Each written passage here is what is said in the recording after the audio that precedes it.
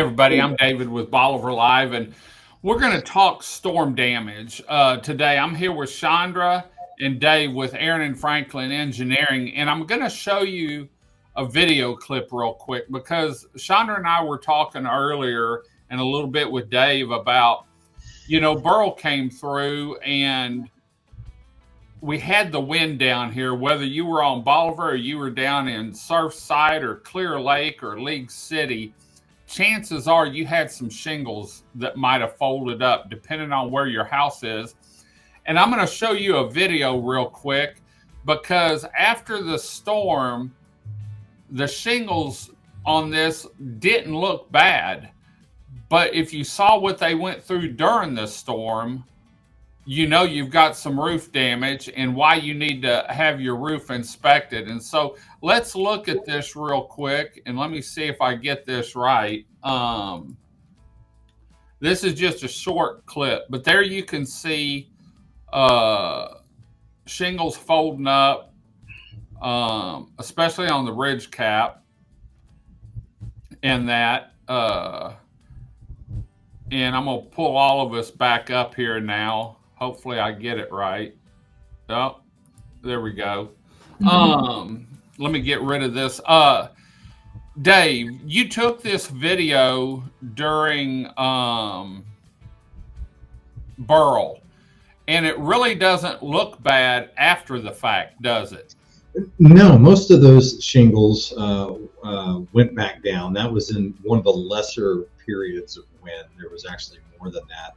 I did lose a few shingles during the storm, but the majority of it looked good. And if you would go back up on the roof after the storm, some of those shingles partially adhered back. They weren't the same as they were before, but they were sticking somewhat. So there was some back and forth between Tuya and us. There were some sections that you didn't see in that film, but that actually where the shingles had lifted up, like a section of the shingles, but then it had gone back down. But the nails had pull out. It had pulled the nail from the shingle, and even though it adhered back and was laying back down when the adjuster and everybody got out there, there was still damage. Yeah, it pulled all the way through. So yeah, we nail them down, and then when it lifts like that, if it pulls all the way through, it may lay down and you not even know it.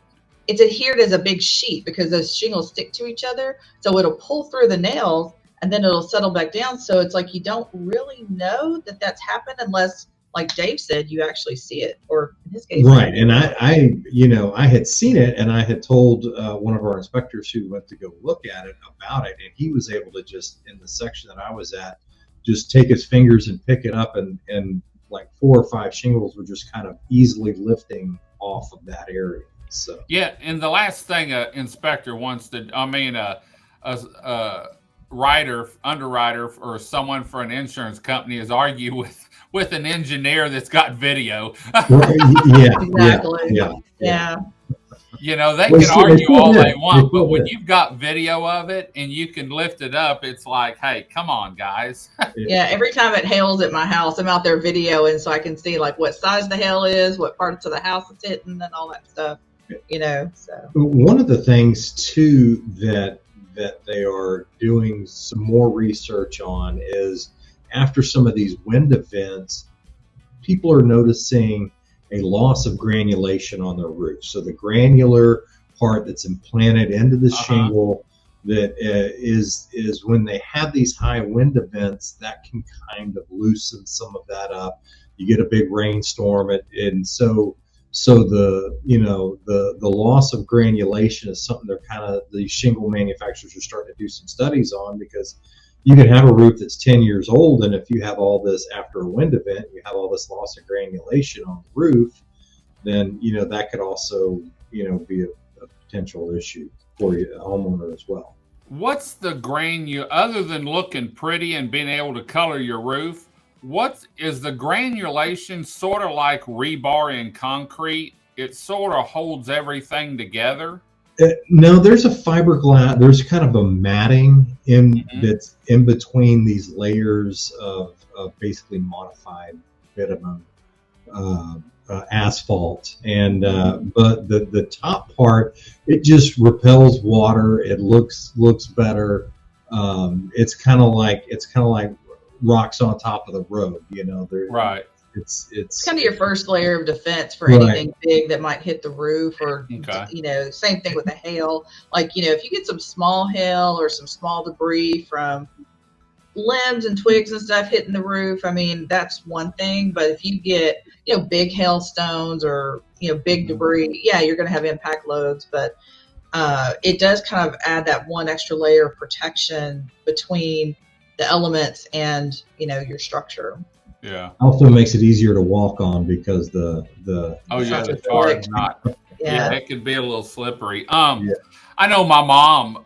You're talking about granulation. She's up by Lake Travis, and after one of the storms, she had the insurance people come out, and the inspector said, "You lost such and such percentage of the granulation on your roof, and so we're going to go ahead and replace it." And she's had more roofs replaced by insurance because of hail than any. In fact, she cringes now if they have a hailstorm because she knows, God, I don't want to have to call them for another roof replacement.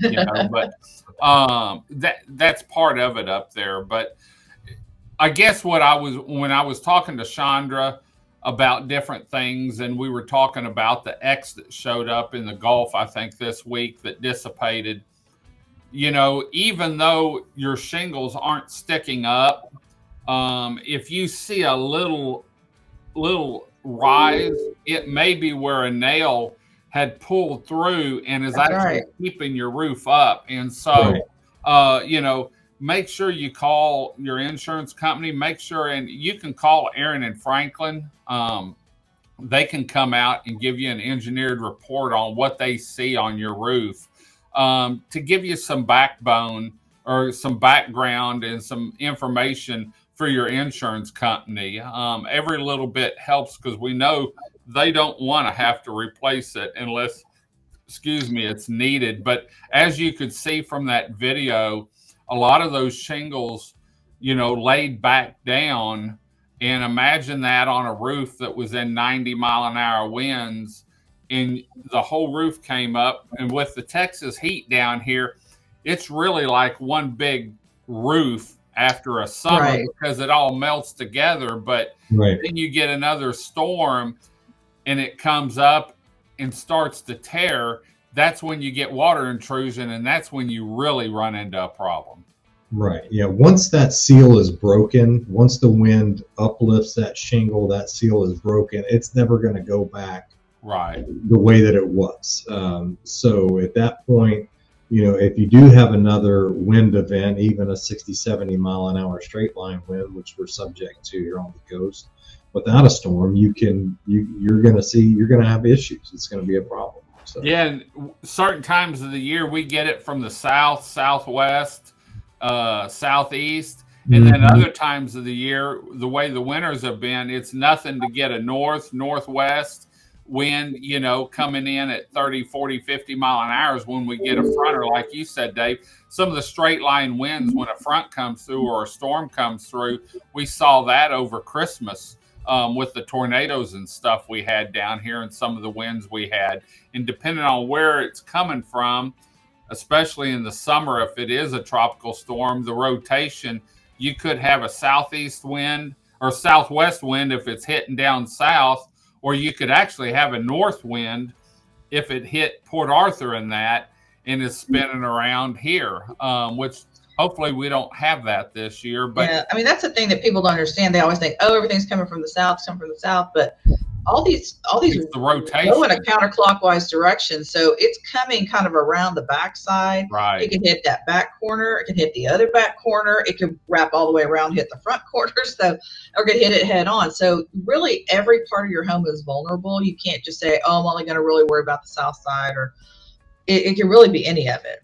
Well, and look at Harvey. It hit down in Rockport, Aransas Pass, but then it came up,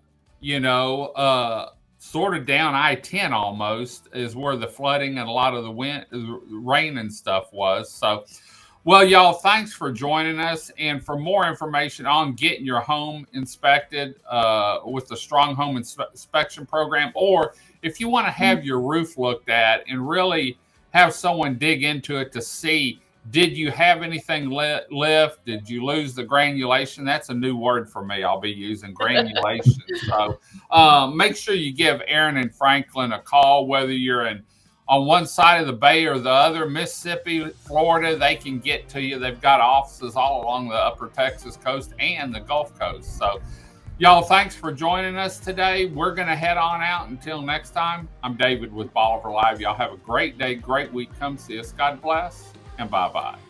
Video equipment is sponsored by Crystal Beach Decor and More, located at 1959 Highway 87 in Crystal Beach, Texas, and Beachy Beatnik Boutique and Jewelry, located at 970 Surfside and Highway 87 in Crystal Beach, Texas.